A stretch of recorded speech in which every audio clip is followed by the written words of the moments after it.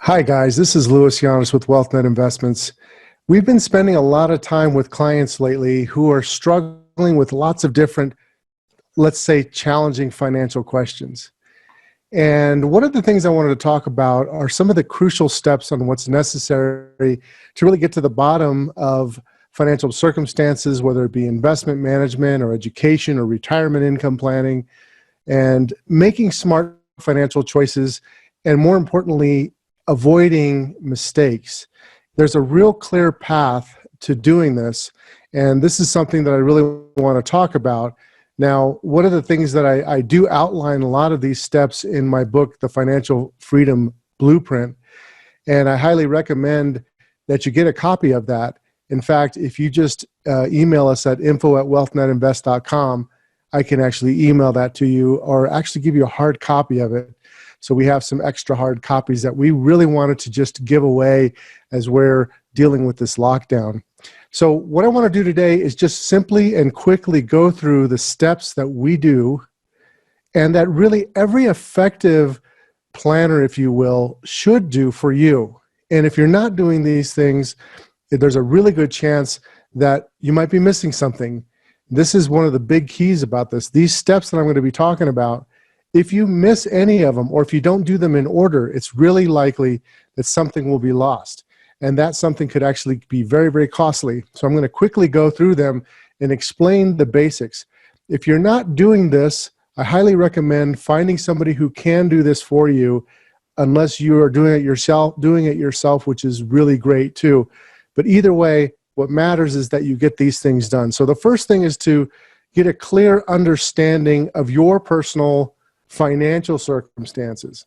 So it's really understanding from it at a very detailed level where you are right now. And I know that sounds really basic, but that just really means what are the qualitative pieces of information about your life, things like your health, your life expectancy, your family circumstances, your values, your expectations. What are those crucial things and how do they reflect in your situation? Because everybody is different. You need to really start off with that, but there's really two types of information. There's qualitative information and then there's quantitative information. So part of this step is to get all of the numbers. Quantitative information are the basics like your age, your wife's age, your kid's age, how many dependents you have, who are your what is your income? What are your expenses? What is your cash flow? What are you saving? What does your employer save? What assets do you have? What liquidity do you have now? Where is your money? What are your employee benefits? That list gets pretty big. What's your insurance? What are your education accounts that you have? All that quantitative information. That's step one. Now that can take some time to get done, right? But you definitely need to go through that process before you go any further. Step two is to identify and select your goals. This is a two-step process. The first part of the process is to just kind of list out all the things that you want and identify them as your potential goals. And then there's a process of prioritizing these goals. So basically you want to look at, what are the assumptions? What is my life expectancy? What are the inflation rates? What are the estimates that I'm going to be using? And what are the priority? What's really my biggest priority that I'm looking to accomplish, and get them in order. Because if you don't want to just identify your goals, and that's hard enough, but we also want to prioritize those. And that can take, sometimes consulting with somebody can really help you get those answers quickly. Step three, analyze your current course of action and potential alternative courses of action. So what am I doing right now? How much am I saving?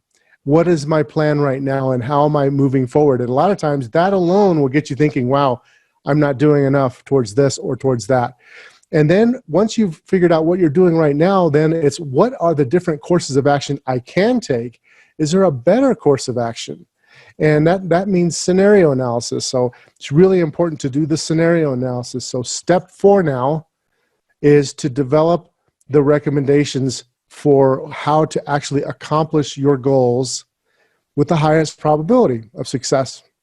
So after the scenarios are done, then there's really, you boil it down to what are the boots on the ground. What am I going to do? Okay, that's step four.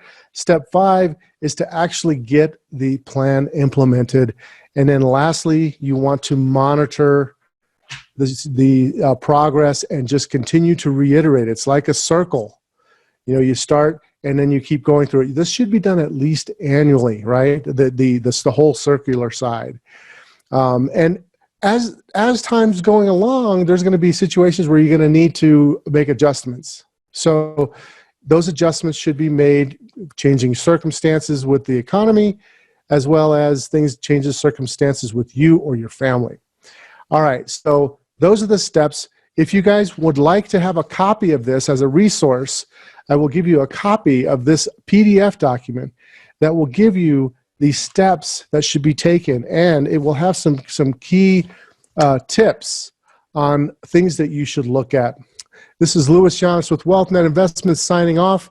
Remember, get a free copy of the Financial Freedom Blueprint. Just email us at info@wealthnetinvest.com, or just shoot me an email personally at lewis@wealthnetinvest.com.